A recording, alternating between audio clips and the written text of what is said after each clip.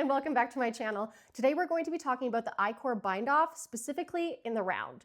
So the Icord Bind Off has this beautiful rounded edge to it that creates a really pretty and clean finish. You can use it on hems, you can use it on necklines. I currently have it in my Dayglow tank design here, as well as in my Milk and Honey pullover right now.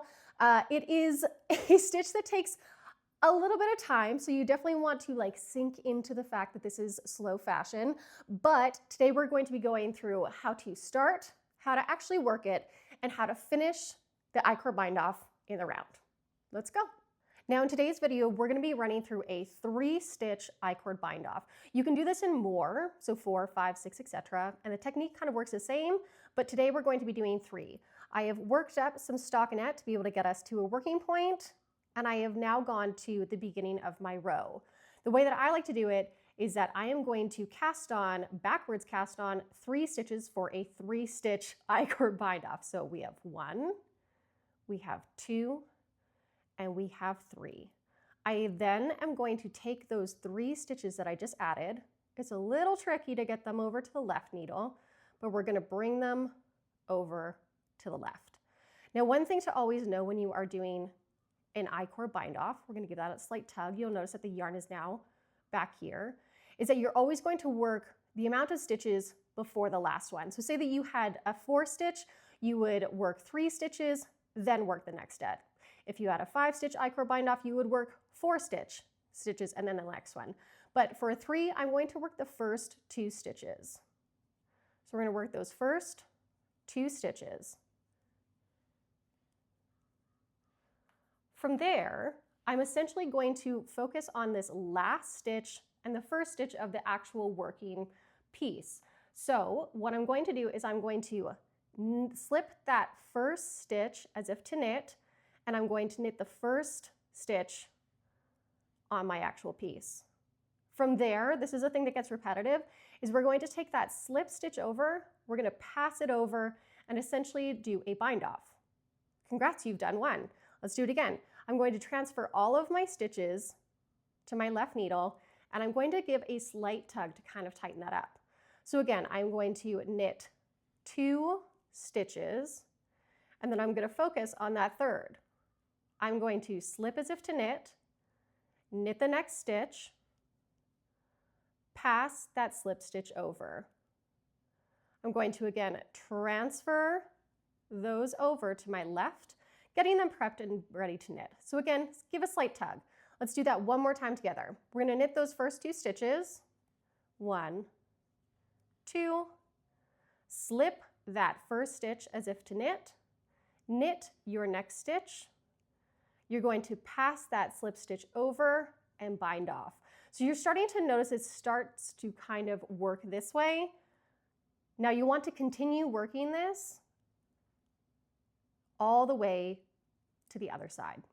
Now that I've worked a little bit farther in, you can actually start to see that I-cord emerge. Those top 3 cast on stitches, you notice that they've gone kind of vertical and have lifted up and then have begun to roll over. And that's actually what we want. So one thing to note is that this bind off is a bit tedious. It does have a tendency to take a lot more time. And that's mainly because you are knitting 3 stitches for every bind off. You're knitting 3 rows up, then rolling them to be able to create that beautiful finish. But trust me, it is worth it.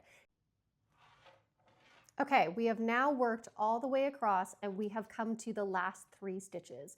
You have 3 stitches on your right needle and you've kind of come up to where we cast on those 3 additional stitches. What we're gonna start doing is we're actually gonna graph these together to make sure that they're as seamless as possible. So we're actually going to be seaming them this way. I have a circular needle, so I am just going to chuck these down so I can kind of envision it this way. So the first thing that I'm going to do is I have that yarn coming out of that bottom 3rd stitch. I'm going to cut my working yarn, probably leaving about 10 inches of a tail just to be safe, and I'm going to thread that darning needle. First things first, I need to get that yarn from this bottom stitch up to this one.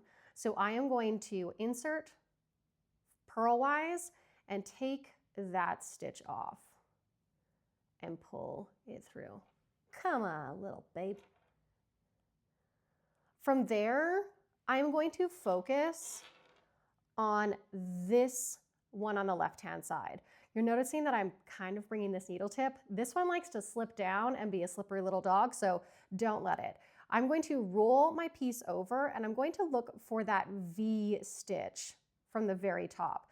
If I roll it all the way over, I'm going to see that my first one is right here. And I'm going to grab both sides of that V stitch. I'm going to pull them through. Technically, we're doing a grafting technique. I'm now going to come back to the one that I just went through on this side. I'm going to grab that one stitch.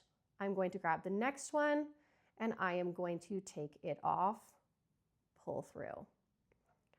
From there, bringing that needle tip up because we know that it's a sly little dog, and we're going to try and find the next V stitch. So I can see that that is right here because again, we have 3 stitches to be able to kind of work through. So I'm going to go underneath both of those V stitches, grabbing both of them and pull through. The last one, we are going to go underneath that stitch that we just grabbed, underneath, and we're going to grab underneath, and we can slide that now off. That final one, we're going to grab the V stitch at the very end. It's a little messy, don't worry. It's not the easiest to be able to do, and we're going to pull that through. Essentially, we're going to end up with hopefully as grafted as possible. From there, I'm just going to go grab that last loop, and I'm going to go straight through, which I know that we had a little worry because it was like, ooh, that's a little bit of a big loop. Don't worry, it's gone.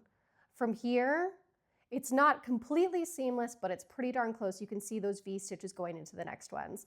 From here, all you have to do is you have to weave in your ends. The advantage is that you can literally put it through that I-cord that you just did. And that is how you do the 3-stitch I-cord bind off in the round.